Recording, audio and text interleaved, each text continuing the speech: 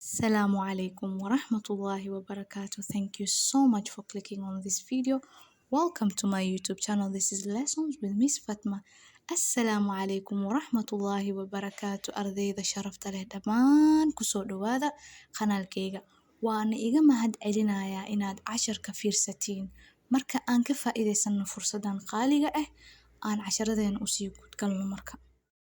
Pronouns are short words that can replace nouns. Magac-u-yaal waa ereyo gaagaaban oo magacyada bedeli kara. An object pronoun is a pronoun that comes after a verb in a sentence.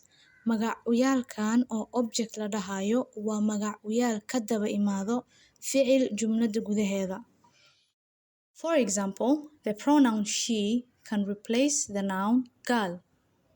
Tusaale, magac-u-yaalku iyada wuxuu booska magaca gabar ka bedeli karaa.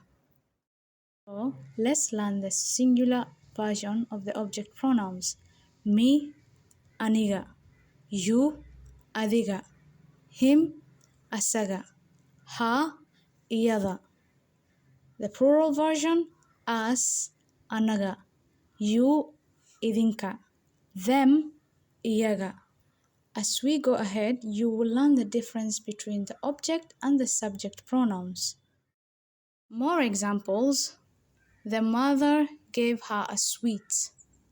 Hooyo waxay iyada siisay nacnac. The doctor told him to rest. Dhakhtarka wuxuu u sheegay asaga inuu nasto. The teacher gave us a lot of homework. Macalinka shaqo guri badan uuna siiyey. The coach told you to play. Macalinka tababaraha wuxuu idin yiri ciyaara. The bus left them. Basku uu ka tegey.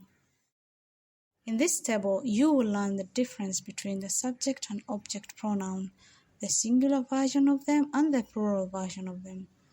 When you're speaking about yourself as a first person, when it's a subject pronoun, you say I, and when it's object, me.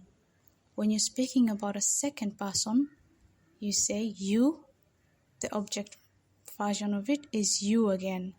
And then when you're talking about a third person, the subject is he and the object pronoun is him, while she is a subject pronoun and her is an object pronoun. Let's go into the plural version. The subject pronoun, is we and the object pronoun is us. You stays the same for both subject and object, and subject pronoun for they as a third person is them for object. I hope you understood. Let's practice. I is a subject pronoun, while me is an object pronoun.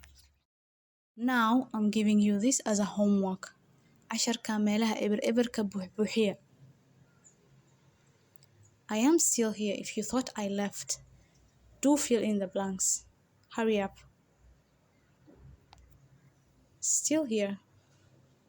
Okay, goodbye.